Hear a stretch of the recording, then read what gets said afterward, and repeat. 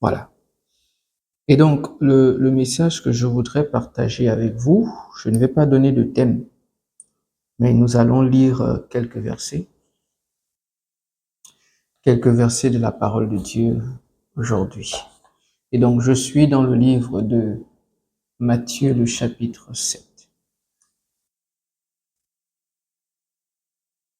Matthieu, le chapitre 7. Nous commencerons le verset 21 jusqu'au verset 23. On pourra même aller jusqu'au verset 24. C'est ça.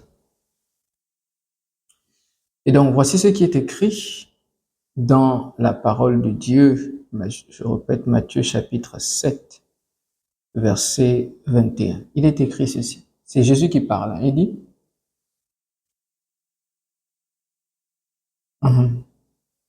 il dit, ceux qui me disent Seigneur, Seigneur, n'entreront pas tous dans le royaume des cieux, mais celui-là seul qui fait la volonté de mon Père qui est dans les cieux. Plusieurs me diront en ce jour-là, Seigneur, n'avons-nous pas prophétisé par ton nom? N'avons-nous pas chassé des démons par ton nom? N'avons-nous pas fait beaucoup de miracles par ton nom? Alors je leur dirai ouvertement, je ne vous ai jamais connu, retirez-vous de moi, vous qui commettez l'iniquité. Voilà, donc c'est un verset important de la Bible. Pourquoi je touche ce verset? Je touche ce verset parce que aujourd'hui, nous avons beaucoup de personnes qui croient en Jésus, beaucoup de personnes qui prient, beaucoup de personnes qui vont à l'église, voilà. Mais la plupart des gens, malheureusement, ne savent pas que, en fait, toutes ces choses-là, ce n'est pas la garantie qu'on ira au paradis. C'est pas moi qui le dis, hein, c'est Jésus. C'est lui qui dit, ceux qui me disent Seigneur, Seigneur. Donc ça veut dire qu'ils connaissent le Seigneur, ils prient le Seigneur, ils ont l'habitude de l'invoquer. Et les versets qui sont plus bas. Plusieurs me diront ce jour-là, Seigneur, n'avons-nous pas prophétisé par ton nom? Donc, ce sont des personnes qui ont été conduites par l'Esprit. Ouais, ce sont des personnes qui ont chassé les démons, ce sont des personnes qui ont accompli des miracles et ont vu la puissance du nom de Jésus agir et travailler. C'est-à-dire, ils ont invoqué le nom de Jésus, la puissance du nom de Jésus, et ils ont vu cette puissance agir et travailler. Et il dit, il leur dirait ouvertement, je ne vous ai jamais connu, retirez-vous de moi, vous qui commettez l'iniquité. Donc, au fond, ces personnes-là qui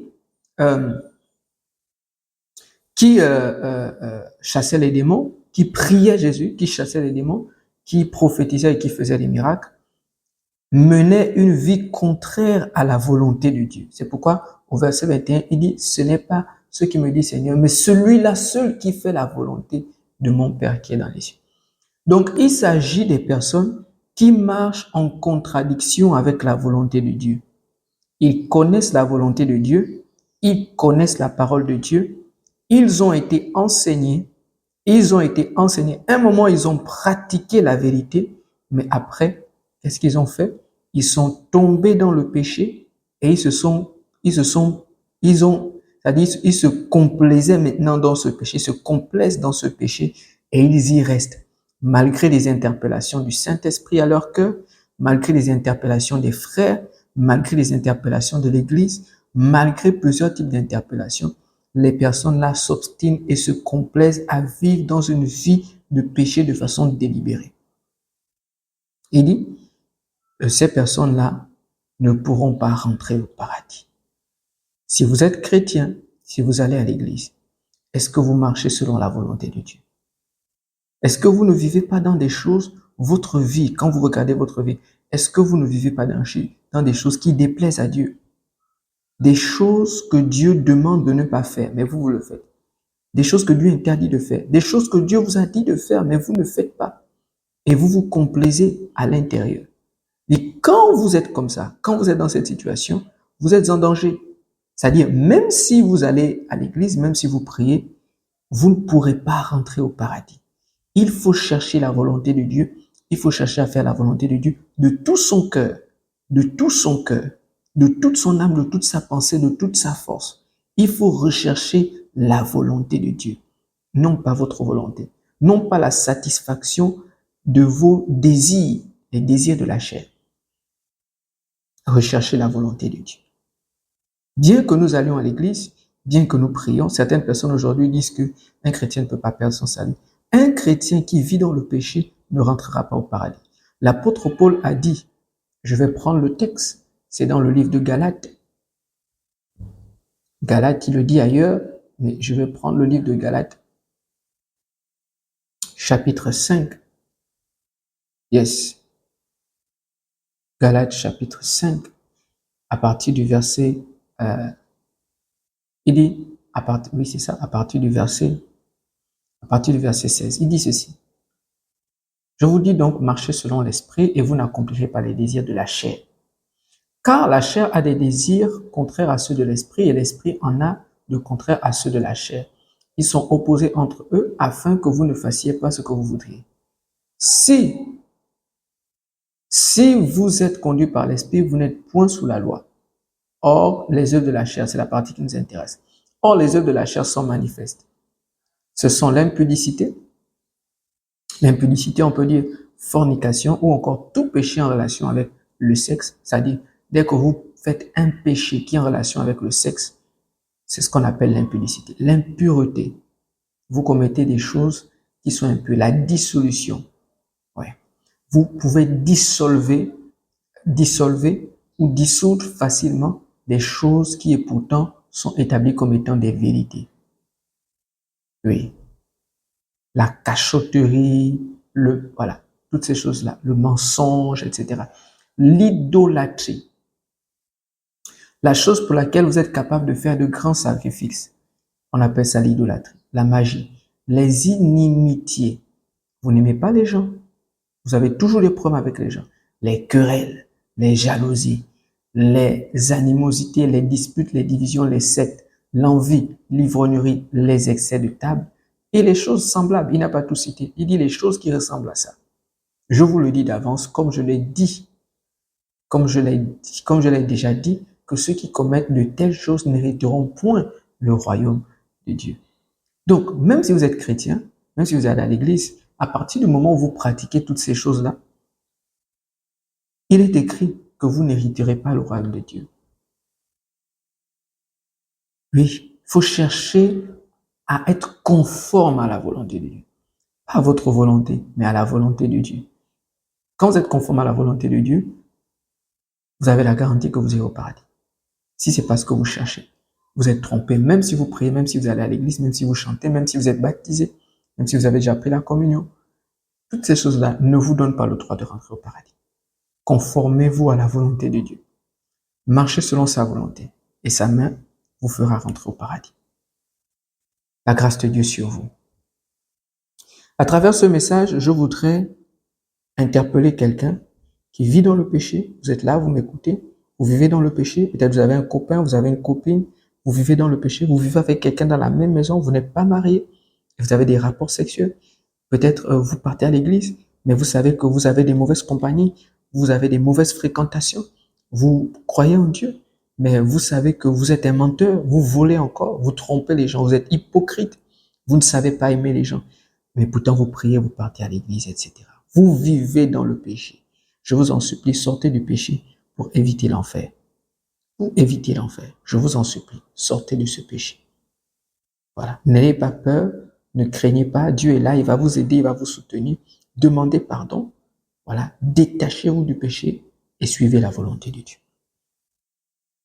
Donc je voudrais terminer, vous m'avez écouté, je veux aider quelqu'un à laisser Jésus-Christ vraiment prendre le contrôle de toute sa vie.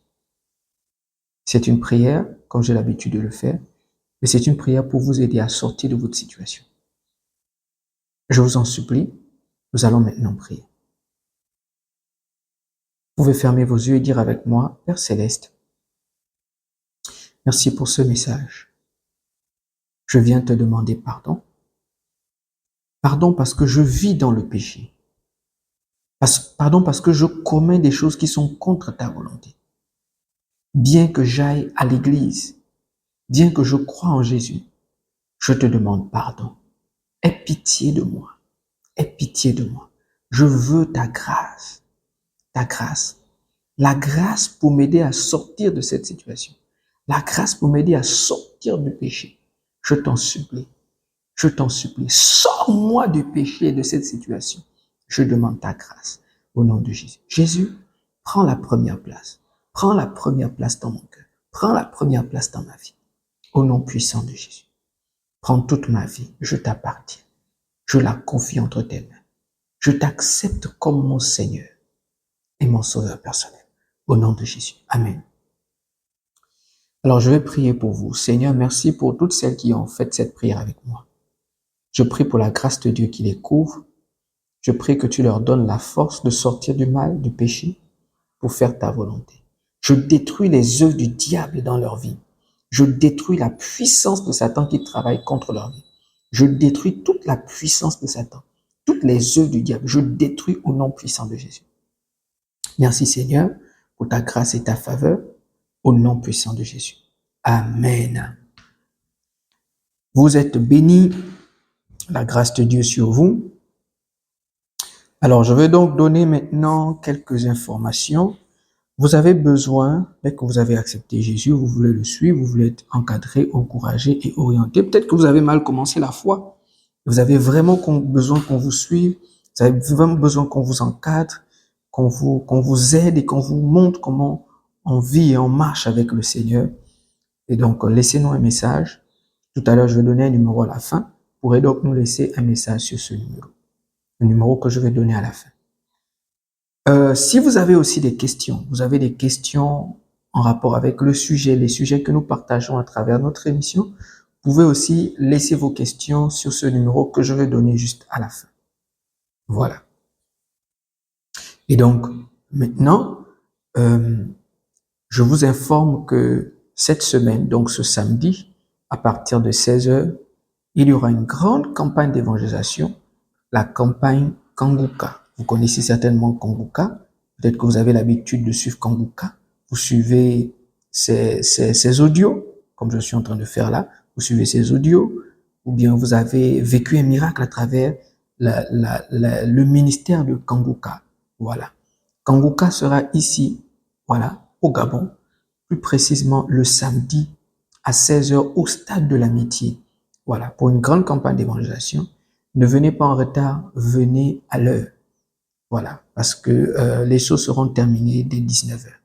Donc, je vous invite massivement à cette croisade, à cette campagne d'évangélisation, et vous serez aussi pleinement bénis. Vous connaissez quelqu'un qui est malade ou quoi? Le ministère Kanguka, voilà, à travers son leader, va prier et Dieu étendra sa main et il fera grâce à votre parent. Donc, venez, si vous connaissez quelqu'un qui est malade, venez avec cette personne. Pour toute autre information, maintenant, je donne maintenant le numéro. Sur les 3 annonces que j'ai données pour toute information, voici maintenant le numéro que je communique. 074 60 59 61. 074 60 59 61. Que Dieu vous bénisse.